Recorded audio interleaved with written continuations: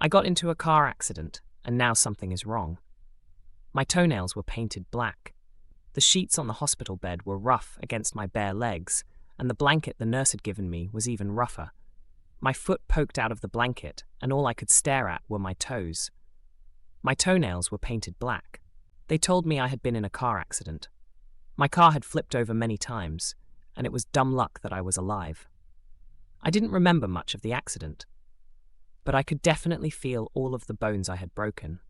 I remember driving, and another car speeding towards me, and then nothing. The next thing I knew, I was in a hospital bed with an IV in my arm. My toenails were painted black. It just didn't make sense. I hated the color black, and I didn't even remember painting my toes, let alone the color black. The door to my room suddenly opened. "Are you okay?" I relaxed a bit, knowing that my husband was here. I gave him a small smile and a shrug, happy to be alive. He was staring at me, at my injuries, trying to see if I was lying or not. I had a meeting with a client in the city when I got the call from the hospital.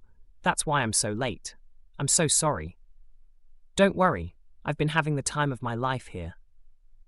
My husband gave a small, choked laugh and sat down in the chair next to my bed. He was staring at me, scanning the length of my body, utterly shocked that I was alive. "Looks like we also have that in common. Do you remember anything from the accident?" he asked. "Nope. I remember driving, and then nothing." I felt disappointed that I didn't have more to offer anyone. "No white light or anything?" I gave a snort. This isn't a movie. I wasn't sitting in a waiting room deciding whether or not to come back to life. He had a small smile on his face. Not every day you get to talk to someone who had a near-death experience. Let's hope I'm the only person you know that almost died. There was a question that was nagging at me that I so badly wanted to ask. What client were you meeting with today? My husband was a third-grade teacher. What kind of a client would he have needed to meet? A frown immediately appeared. The new client interested in our firm? He needed representation for the lawsuit? I told you this last week, do you not remember? My heart stopped. I didn't know what to say, and I was afraid of being trapped in the hospital for longer than I already was. I gave him a laugh, and hoped that was enough to dissuade him. Jokes. I thought you needed a good laugh. Amnesia and broken bones are a wicked combination. I could tell he didn't believe me, but thankfully he let it go. I also had another question, and I was scared of his response, but I needed to ask this too. "Oh, also, if you're here, where's Daisy?" Daisy was our daughter, and I was immediately filled with concern over who was watching her if both my husband and I were sitting here. "She's with your parents, totally safe and missing you. They send their love, by the way." I relaxed a bit. Daisy loved her grandparents. But I was ready to get out of the hospital. My husband could sense my restlessness to get out of the hospital, and he gave another smile. "Come on, let's get out of here. I think I might have a concussion. I'm debating going back to the hospital and asking the doctor who examined me for a refund. We made it home a few minutes ago, and I just feel off. Kind of like looking at yourself in a funhouse mirror. Everything seemed right, but it was just slightly off.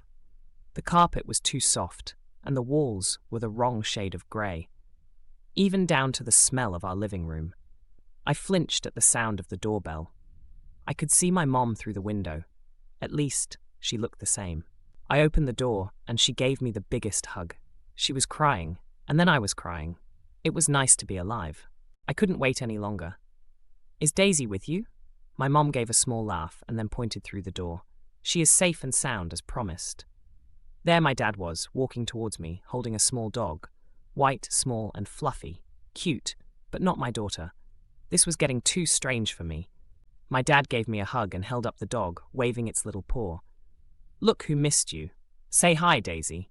I could feel the meal I had at the hospital coming back up. Suddenly, feeling extremely nauseated, I excused myself and sprinted upstairs. I threw the door open to what should have been Daisy's nursery, and instead found a home office, without a trace that my daughter had lived there. I tore apart room after room, searching for some proof that my daughter had existed, but I could find nothing. In my closet, I ripped apart boxes of boxes before I remembered that I had a folder where I kept important documents for my husband and me. Nestled deep in the folder was a hospital stay bill with my name and the big, glaring word, miscarriage. Also in the folder was an adoption certificate for a dog named Daisy, dated mere months after the supposed hospital visit. I sank to the floor with the sickening realization that this was not my life. Something had changed after the car accident. Like everyone was in on some sick, practical joke, and this was the spectacular punchline. I knew that there was only one thing to do.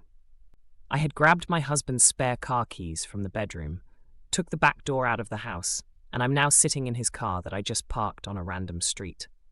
I'm sharing this story with you all as proof that this really happened. This is not my life, and I can't stay here. It's just not right.